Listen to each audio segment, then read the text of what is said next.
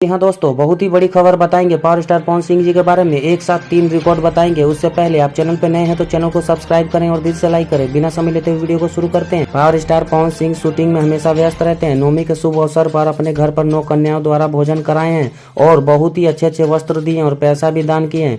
भावपूर्वक भोजन कराया। कितने लोग का कहना है कि पावर स्टार पवन सिंह जी तो बिजी आदमी है, वे कैसे कन्याओं को भोजन कराएंगे। तो बिल्कुल ऐसा बात नहीं है। अपने हाथों से 9 कन्याओं को पावर स्टार पवन सिंह ने भोजन कराया और वस्त्र दान दिए। सबसे बड़ी खबर यह है कि बहुत ही बड़ा रिकॉर्ड बनाने वाले हैं पावर स्टार पवन सिंह। तो रिकॉर्ड कौन सा है पवन सिंह जी का? इस चैत महीने में 3 सॉन्ग रिलीज होने वाला है। जो हमेशा ही पावर स्टार पवन सिंह का गाना देते आ रहे हैं, वही डायरेक्टर इस 3 गाने को भी लिखे हैं। तो आप क्या कहना चाहेंगे पावर स्टार पवन सिंह जी के चैत सॉन्ग के बारे में? अपनी राय कमेंट बॉक्स में बताएं। मिलते हैं अगली वीडियो में, तब तक के लिए अपना ख्याल रखें। धन्यवाद।